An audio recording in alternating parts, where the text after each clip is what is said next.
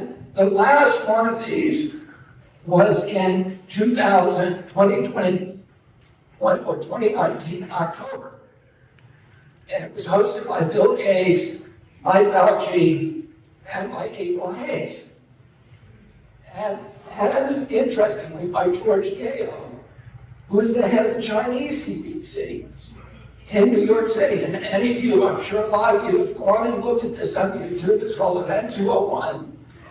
And the fourth simulation that day, the last one, is all about how you use the pandemic as a pretense for clamping down for abridgments of freedom of speech, and particularly, how do you stop people from talking about a lab leak as the source of these viruses? Now, this in October 2019, none of us at that time had ever heard of COVID. We now know that COVID was almost certainly circulating by mid-September. On September 12th, the Chinese government kicked down the door of the Wuhan lab, brought in General Wei, which is a bioweapons expert from the People's Army, to run the lab and remove all the gain of function studies from their public-facing websites and all of the genomic sequences from all the viruses. The Chinese government clearly knew that the virus was circulating in September. So a month later, you have this.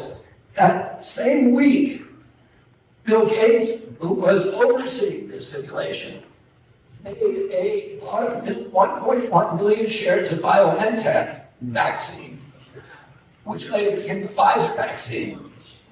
He then sold that, almost all that stock, 87%, 2 years later, at a $242 million profit.